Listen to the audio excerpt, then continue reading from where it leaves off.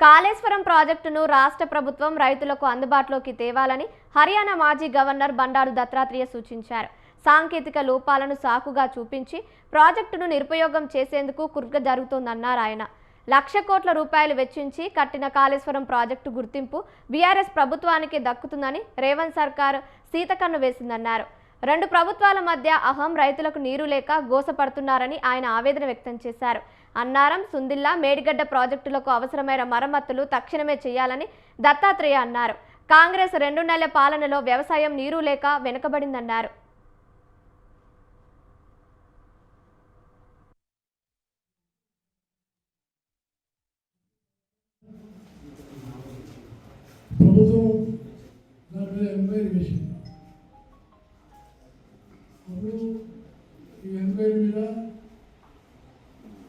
NDAC వచ్చి వాళ్ళు Jio physical ఉన్నటువంటి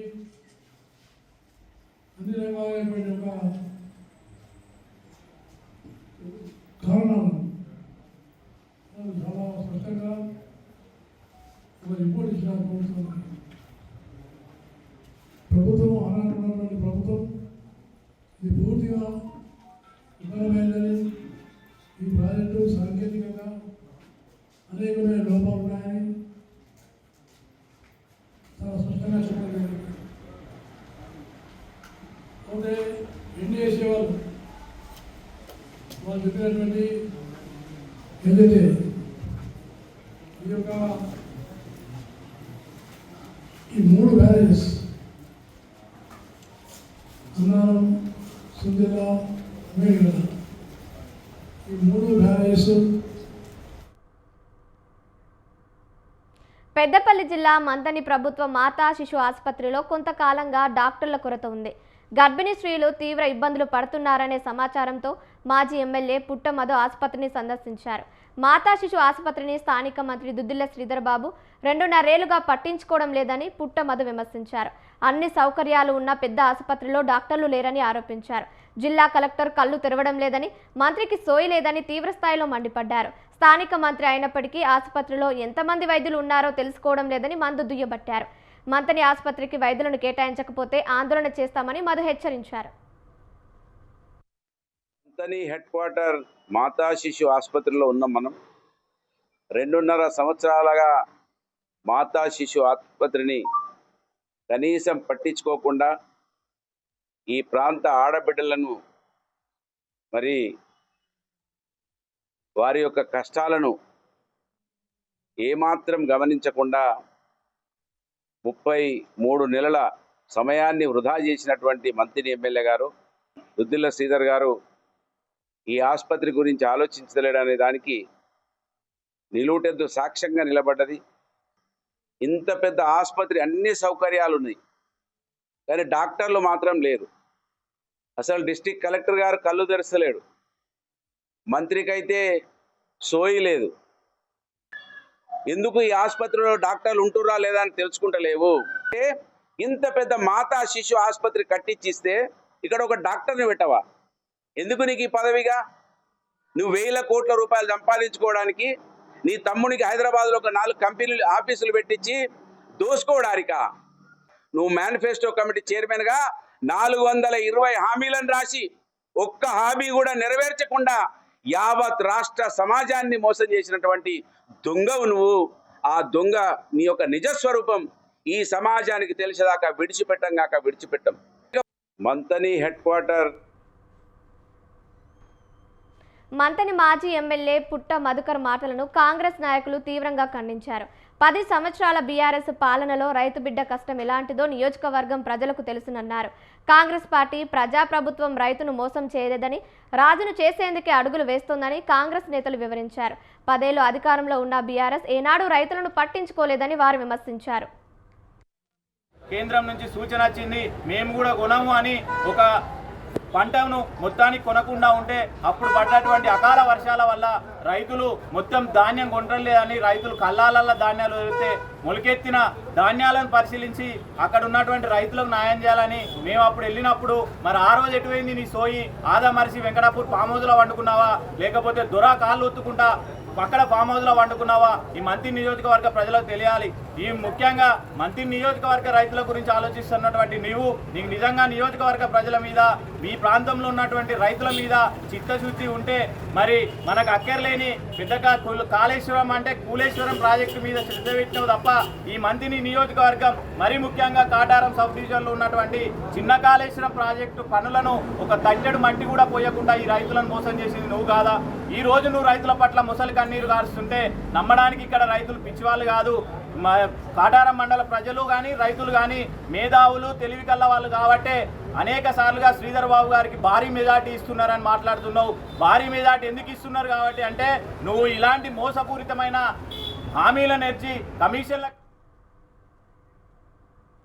మహిళా సంక్షేమానికి కూటమి ప్రభుత్వం ఎంతో ప్రాధాన్యం ఇస్తోందని పుట్టపర్తి ఎమ్మెల్యే పల్లె సింధూరారెడ్డి అన్నారు. మహిళలకు చట్టసభల్లో 33% రిజర్వేషన్లు ఇస్తామని సీఎం చంద్రబాబు ప్రకటించడం చారిత్రక నిర్ణయమని హర్షం వ్యక్తం చేశారు. పుట్టపర్తిలో మహిళలతో కలిసి ఆమె ర్యాలీ నిర్వహించారు. సీఎం చంద్రబాబు చిత్రపటానికి పాలాభిషేకం చేశారు. చట్టసభలలో మహిళలకు 33% ఎమ్మెల్యే ఎంపీ సీట్లు కేటాయిస్తామని మహానాడు తీర్మానంలో సీఎం ప్రకటించారు. దీంతో థ్యాంక్ యూ సీఎం సార్ అంటూ ఎమ్మెల్యే సింధూర పెద్ద సంఖ్యలో మహిళలు పుట్టపర్తి ర్యాలీలో ప్లకార్డులు ప్రదర్శించారు. మహిళల కోసం కూటమి ప్రభుత్వం ఎన్నో సంక్షేమ పథకాలు ప్రవేశపెట్టి వారి జీవితాల్లో వెలుగులు నింపిందని ఎమ్మెల్యే సింధూర అన్నారు.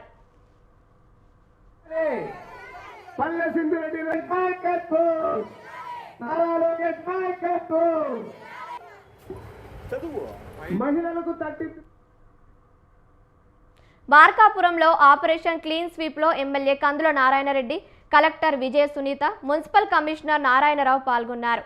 పట్టణంలోని కంబం రోడ్లో ఉన్న అటవీ శాఖ కార్యాలయం వద్ద ఈ కార్యక్రమం నిర్వహించారు. మురుగు కాలువను శుభ్రపరిచారు. గత శనివారం పూర్తిగా రోడ్లు శుభ్రం చేయడంపై దృష్టి పెట్టామని, ఈ శనివారం మురుగు కాలువలను శుభ్రం చేస్తున్నట్లు ఎమ్మెల్యే కందుల చెప్పారు. ఇళ్లలోని చెత్తను డ్రైనేజీలలో వేయవద్దని స్థానికులకు ఎమ్మెల్యే సూచించారు. డ్రైనేజీలు శుభ్రంగా లేకపోతే మలేరియా, డెంగ్యూ లాంటి ప్రమాదకర రోగాలు వస్తాయని అన్నారు. ప్రజలు ఎప్పటికప్పుడు పరిసరాలను పరిశుభ్రంగా ఉంచుకోవాలని హితవు చెప్పారు.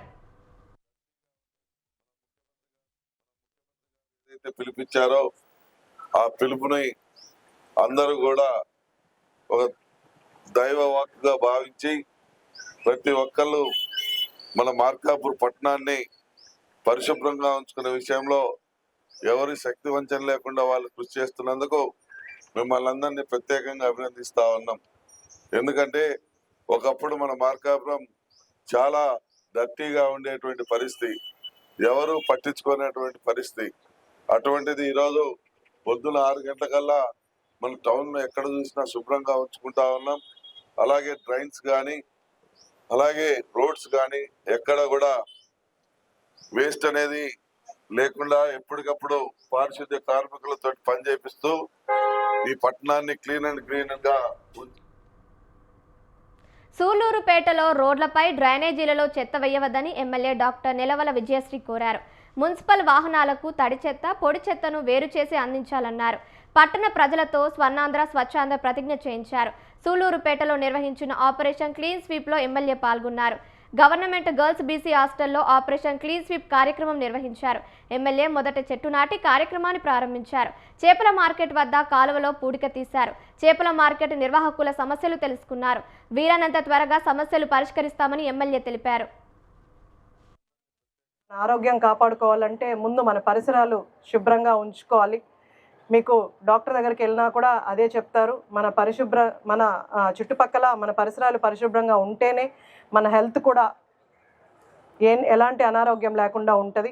కాబట్టి ప్రతి ఒక్కరు కూడా అంటే ఈరోజు కమిషనర్ గారో లేకపోతే ఆర్డీఓ గారో వచ్చి ఇవన్నీ చేయడమో లేదా ఇలాంటి పెట్టడం కాకుండా మనకు స్వతహాగా కొంత జాగ్రత్త ఉండి మనం కొంత బాధ్యతగా తీసుకోగలిగితే అంటే చాలా వరకు నేను ప్రకాశం జిల్లా అల్లూరు చెరువు అభివృద్ధి అంశం రాజకీయంగా దుమారం రేపుతుంది. ఈ చెరువు అభివృద్ధికి ప్రభుత్వం నిధులు కేటాయించి పనులు చేపడుతుండగా వైసీపీ నేతలు తప్పుడు ప్రచారం చేస్తున్నారని చెరువు ట్రస్ట్ చైర్మన్ శ్రీనివాసరెడ్డి అన్నారు. నిధుల కేటాయింపు వెనుక ఎమ్మెల్యే దామచర్ల జనార్దన్ కృషి ఎంతో ఉందన్నారు. అల్లూరు చెరువు సుమారు 1862 ఎకరాల ఆయకట్టుకు సాగునీరు అందించే ప్రధాన వనరు అని రైతులు తెలిపారు.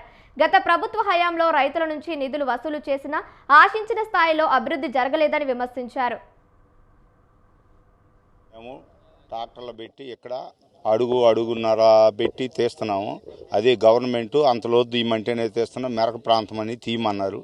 ఇది తీసినందువల్ల చెరువుకు నీళ్లు మరికేసి నిలబడి వెనక సిక్కి లాస్ట్ తళ్ళుల్లో ఉప్పు నీళ్ళు అనేది లేకుండా మరిన్ని నీళ్ళు నిలబడ్డప్పుడు వెనకాలకు కూడా మంచినీళ్ళుగా వచ్చి చేలు బాగుపడి మరిన్ని పంటలు పండుతాయని ఆ రకంగా తీయమన్నారు గవర్నమెంట్ ఆఫీసర్లు వచ్చి. అట్నే తీస్తున్నాం. కానీ వాళ్ళు ఏంటంటే వైఎస్ఆర్సీపీ వాళ్ళు గతంలో 9 అడుగులు 10 అడుగులు తీసి మట్టి అమ్ముకొని డబ్బులు తీసేసుకున్నారు. డబ్బులు తీసుకొని వాళ్ళు ఏం చేసుకున్నారో ఎవరికి ఊర్లో ఎవరికి రూపాయి పావుల లెక్క చెప్పలేదు. వాళ్ళు ఇష్టం వచ్చినట్టు చేశారు. ఇప్పుడు మేము రైతులకు అనుకూలంగా తీసి ఆ కట్టలు తుమ్ములు బాగు చేయించి అలుక్కాడ కూడా కొంచెం లాకులు గీకులు పెట్టి అన్ని సిస్టమ్ చేపిస్తుంటే వాళ్ళు ఓర్చుకోలేక ఇట్టా అనవసరమైన మీడియా ప్రచారాలు ఇస్తున్నారు. అందువల్ల జలధార జలహారతి దాని ప్రధాన ఉద్దేశం ఏంటంటే ఏప్రిల్ నుంచి జూలై 14 తేదీ దాకా ఎక్కడైతే చెరువులు ఉన్నాయో, ఎక్కడైతే పంట కాలువలు ఉన్నాయో, ఎక్కడైతే గుంటలు ఉన్నాయో శుభ్రపరుచుకొని ప్రతి నీరు బొట్టు కూడా వృధా కాకుండా నిలబెట్టాలనే ఉద్దేశంతో ఈ కార్యక్రమం చేపట్టడం జరిగింది. ఆ కార్యక్రమం భాగంగానే ఈ చెరువుకి మేము ఈ మట్టి పొడికి తీయడం మొదలుపెట్టాము. ఈ మట్టి పొడికి తీయత కూడా ఒక జీవో ఉంది. 2025 5వ నెలలో జీవో రావడం జరిగింది. ఆ జీవో సారాంశం ఏంటంటే ఏ లెవెల్లో తవ్వాలా, ఎక్కడ ఎంత చెరువు కట్టకి ఎంత దూరం తవ్వాలా, ఆ విధంగా ఏ విధంగా తవ్వితే రైతులకు ఉపయోగపడుతున్న జీవో ప్రకారంగా మేము తవ్విస్తే జీవో ఎవరు ఇచ్చారు? గ్రామ పంచాయతీ తీర్మానం కావాలి కదా, గ్రామస్తులతో మాట్లాడగవాలి కదా. నువ్వు గత ప్రభుత్వం మీరే ఎన్ని మాటలు గ్రామస్తులతోటి మీటింగ్ పెట్టి ఈ గుంటలన్నీ తవ్వారు. మెగా డిఎస్సి ప్రక్రియను కూటమి సర్కార్ పారదర్శకంగా చేసిందని ఉభయ గోదావరి జిల్లాల గ్రాడ్యుయేట్ ఎమ్మెల్సీ పేరాబత్తుల రాజశేఖర్ అన్నారు. 16,000కు పైగా ఉపాధ్యాయ పోస్టుల భర్తీకి 150 రోజులలోపే నోటిఫికేషన్ జారీ చేసి నియామక ప్రక్రియ పూర్తి చేసినట్లు తెలిపారు. ఈ విషయంలో వైసీపీ దుష్ప్రచారం మానుకోవాలని పేరాబత్తుల హితవు పలికారు. ఉద్యోగాలు ఇచ్చి ఏడాది పూర్తయ్యాక కూడా ఈ ప్రక్రియపై విమర్శలు చేయడం సరికాదన్నారు. ఆంధ్రప్రదేశ్లో సుమారు 70% ఉపాధ్యాయ ఉద్యోగాలు తెలుగుదేశం పార్టీ ప్రభుత్వ హయాంలోనే భర్తీ అయ్యాయని అన్నారు. విద్యా వ్యవస్థను అంతర్జాతీయ స్థాయికి తీసుకెళ్లిన ఘనత టీడీపీ ప్రభుత్వానిదేనని అన్నారు. ప్రతిపక్షం పెడుతున్న ఇబ్బందుల నుంచి అన్ని అడ్డంకులను అధిగమించి అత్యంత పారదర్శకంగా నిర్వహించిన మెగా డిఎస్సి ఇది. దీని మీద వైసీపీ నాయకుడు జగన్మోహన్ రెడ్డి వాళ్ళ కేడర్లో చేస్తున్న దుష్ప్రచారాన్ని చాలా దురదృష్టకరం. దొంగపడిన 6 నెలలకి కుక్క మురిగిందన్నట్టు మెగా డిఎస్సి జరిగి సంవత్సరం కాలం అవుతుంది. ఆల్రెడీ పోస్టులు ఇవ్వటం, వాళ్ళ స్కూల్స్కి వెళ్ళి పొజిషన్లోకి వెళ్ళి వాళ్ళ టీచర్స్గా క్లాసులు నిర్వహించిన తరుణంలో ఎవరైతే ఈ మెగా డిఎస్సిలో అర్హత సాధించి ఉద్యోగులుగా ఈరోజు టీచర్స్గా బాధ్యతలు ఉన్నారో వాళ్ళ మనోభావాలకు కానీ వాళ్ళ కుటుంబంలోని ఒక అలజడి సృష్టించడానికి జగన్మోహన్ రెడ్డి ఆడుతున్న ఈ నాటకం ఇది. ఎందుకంటే మెగా డిఎస్సి గురించి మాట్లాడే అర్హత జగన్మోహన్ రెడ్డికి లేదు మొదటిసారిగా. ఎందుకంటే ఆయన సీఎంగా ఉన్నప్పుడు ఒక టీచర్ పోస్ట్ కానీ ఒక డిఎస్సి కానీ ప్రకటించలేని జగన్మోహన్ రెడ్డి ఉద్యోగుల గురించి, టీచర్స్ గురించి, మెగా డిఎస్సిలో వేలాది టీచర్ పోస్టులు ఇస్తే 5 నెలల తర్వాత వైసీపీ నేతలు విషప్రచారం చేస్తున్నారని గుంటూరు జిల్లా టీడీపీ అధ్యక్షులు పిల్లి మాణిక్యరావు మండిపడ్డారు. గుంటూరు లాడ్జి సెంటర్లో ఆయన నిరసన కార్యక్రమం చేపట్టారు. వైసీపీ పాలనలో ఒక్క డిఎస్సి కూడా ప్రకటించలేదని ఆయన ఎద్దేవా చేశారు. వైసీపీ నేతల బుద్ధి మార్చాలని కూటమి నేతలు అంబేద్కర్ విగ్రహానికి వినతిపత్రం ఇచ్చారు. డిఎస్సి మీద దుష్ప్రచారం చేస్తున్న వైసీపీ వారిని అరెస్టు చేయాలని ఆరండల్పేట సిఐకి వినతిపత్రం అందజేశారు. ఈ డిఎస్సి నియామకాలు పారదర్శకంగా జరగాలన్నారు. విద్యా వ్యవస్థలో సమూల మార్పుల కోసం మంత్రి లోకేష్ కృషి చేశారని మాణిక్యరావు అన్నారు. అసత్యాలు ప్రచారం చేస్తున్న అంబటి రాంబాబుపై పోలీస్ స్టేషన్లో ఫిర్యాదు చేసినట్లు మాణిక్యరావు తెలిపారు. మొన్న 2025 డిఎస్సి బ్యాచ్ తరఫున రిక్రూట్ అయ్యాను సార్. యాక్చువల్గా నా డైట్ అనేది 2017-19లో నా డైట్ కంప్లీట్ అయింది. 2018లో డిఎస్సి జరిగిన తర్వాత మేము మళ్ళీ డిఎస్సి కోసం ఒక 6 సంవత్సరాలు వెయిట్ చేయాల్సి వచ్చింది. 6 సంవత్సరాలు వెయిట్ చేశాక లాస్ట్ ఇయర్ ఆ మెగా డిఎస్సి 16,000 పోస్టులతో గవర్నమెంట్ నోటిఫికేషన్ రిలీజ్ చేసింది. ఆ నోటిఫికేషన్లో మేము అందరూ అప్లికేషన్ పెట్టుకున్నాము. మాకు హాల్ టికెట్స్ ఇచ్చారు. కంప్యూటర్ బేస్డ్ టెస్ట్ ఎగ్జామ్ పెట్టారు. అంటే అది ఆఫ్లైన్ కాదు, ఆన్లైన్ ఎగ్జామ్ పెట్టారు. ఆన్లైన్ ఎగ్జామ్ కూడా బాగా జరిగింది. ఎటువంటి అవకతవకలు జరిగినట్టు అనిపించలేదు మాకు ఎగ్జామ్లో. ఎగ్జామ్ కంప్లీట్ అయిన తర్వాత 2-3 డేస్కి మాకు రెస్పాన్స్ షీట్లు ఇచ్చారు. రెస్పాన్స్ షీట్లో అరాకొర మిస్టేక్స్ ఏమైనా ఉన్నా కూడా ఒక వారం రోజులు దాని మీద మా దగ్గర నుంచి అభిప్రాయాలు స్వీకరించి ఫైనల్కి వదిలారు. ఫైనల్కి ప్రాపర్గానే ఉంది.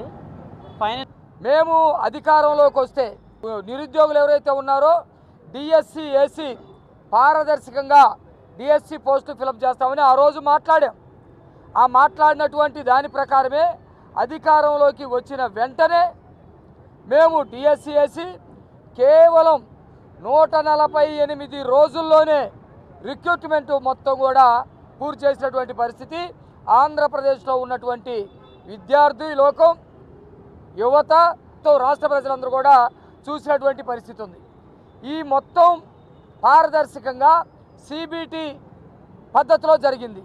కంప్యూటర్ బేస్డ్ టెస్ట్ ఈ పద్ధతిలో జరిగింది. ఇప్పుడే సాగర్ గారు మనకి అన్ని విషయాలు చెప్పాడు. నోటిఫికేషన్ రిలీజ్ చేయటం కానివ్వండి, అప్లికేషన్లు తీసుకోవటం కానివ్వండి, వెరిఫికేషన్ సిస్టమ్ కానివ్వండి. ఢిల్లీలోని Nayati health care and research Agra private limited సంస్థ టీటీడీకి 1,03,00,000 విలువైన ఎలక్ట్రిక్ బస్సును విరాళంగా అందించింది. ఆ సంస్థ అధినేత నీరా రాడియా శ్రీవారి ఆలయం ముందు బస్సుకు పూజలు చేసి దాని పత్రాలు, తాళాలు టీటీడీ చైర్మన్ బిఆర్ నాయుడు, అదనపు ఈవో వెంకయ్య చౌదరికి అందజేశారు. చైర్మన్ నాయుడు, అదనపు ఈవో వెంకయ్య చౌదరి నీరా రాడియాతో కలిసి బస్సులో ప్రయాణించారు. ప్రయాణికులకు ఈ బస్సు చాలా సౌకర్యంగా ఉందని దాతను అభినందించారు. తిరుమలలో భక్తుల సౌకర్యార్థం ఉచిత బస్సుగా దీన్ని వినియోగిస్తారు.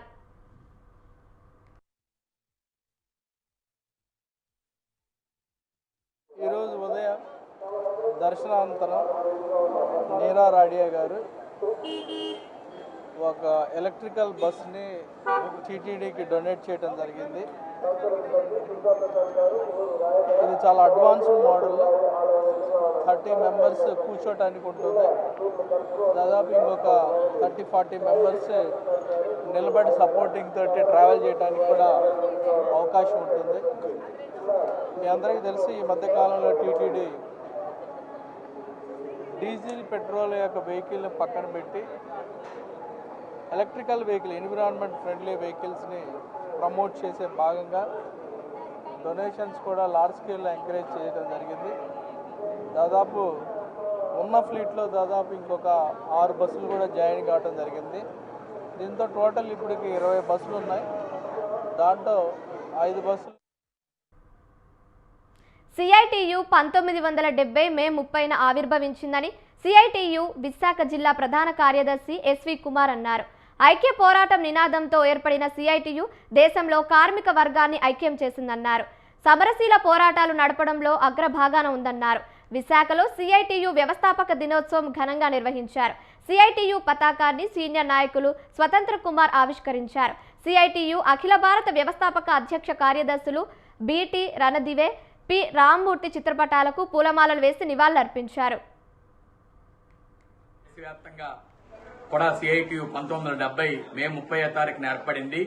దాన్ని పురస్కరించుకొని ఏదైతే కార్మిక వర్గ హక్కుల కోసం రాజీ లేని పోరాటాన్ని సిఐటియు నిర్వహిస్తూ ఉంది.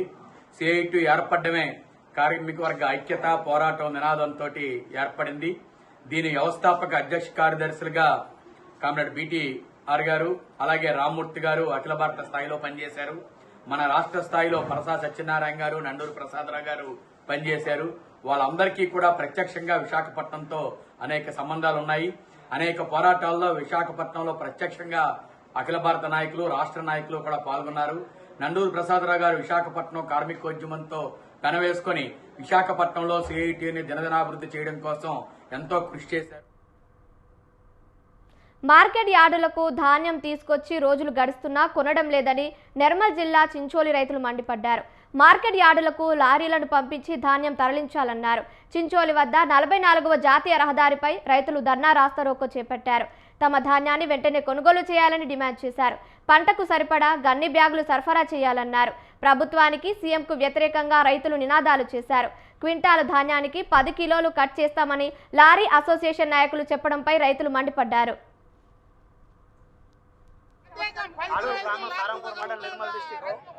ఇంతకు ముందు కూడా ఇదే లారీలు ఇబ్బంది ఉన్నది. మక్కలప్పుడు ఇట్లనేది, మక్కల బస్సలప్పుడు ఇట్లనే సంచికి 50 రూపాయలు తీసుకొని ఇట్లా వేసిర్రు. అయినా కూడా మేము ఓర్చుకొని లారీలు ఇంకా ముందు అయితే అన్లోడ్ అయితే లేవని చెప్పిర్రు, చేసిర్రు, ఏదో ఓర్చుకున్నాము. లారీలకైతే రోజు 3 పంపిస్తా 4 పంపిస్తాను. డిఎం సార్ వచ్చిండు ఖచ్చితంగా పంపిస్తామని హామీ ఇచ్చిర్రు. ఇట్లనే మేము ధర్నా చేసినా కూడా ఆయన ఏం చేసినంటే లారీ అసోసియేషన్ మధుకర్ అన్నాడు. ఆయన అల్లూరు సెంటర్కి అసలే లారీ పంపించని మాట్లాడుతున్నారు. సెంటర్ ఇన్ఛార్జ్ ఆమెకి ఎత్తనేమో ఆమె ఫోన్ చేసినా లేపుతలేడు. మేము ఏడ్చుకుంటా మందు తాగుతాంటున్నారు. ఒక్క సంచికి 10 కిలోలు కడిగి ఎత్తామంటున్నారు. లారీ అసోసియేషన్ ఆయన మిల్లరా లేకపోతే ఆయన లారీల ఇన్ఛార్జా? ఆయన ఏంది రైస్ మిల్ ఇన్ఛార్జా? మరి మొత్తానికి ప్రపంచ అత్యవసర వైద్య దినోత్సవం సందర్భంగా హైదరాబాద్ నిమ్స్ ట్రామా బ్లాక్లో ఫైర్ మాక్ డ్రిల్ నిర్వహించారు. హాస్పిటల్ అడ్మినిస్ట్రేషన్ విభాగం, ఎమర్జెన్సీ మెడిసిన్ విభాగం సంయుక్త ఆధ్వర్యంలో ఈ డ్రిల్ జరిగింది. హైదరాబాద్ జిల్లా అగ్నిమాపక శాఖ అధికారులు వెంకట్, భానుప్రసాద్, ఎండి షౌకత్, సాయిరెడ్డి మార్గదర్శకంలో ఈ మాక్ డ్రిల్ నిర్వహించారు.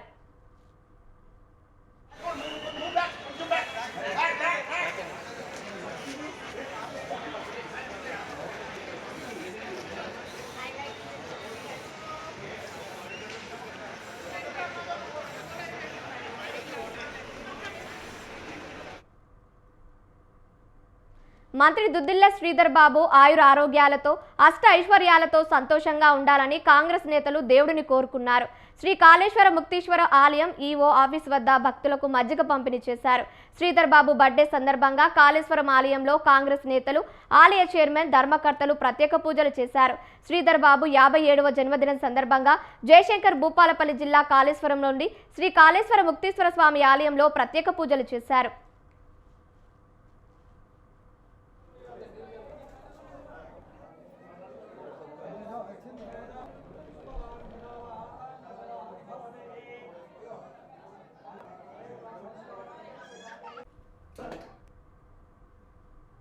ఇవి bulletin updates. For more updates keep watching స్వతంత్ర న్యూస్.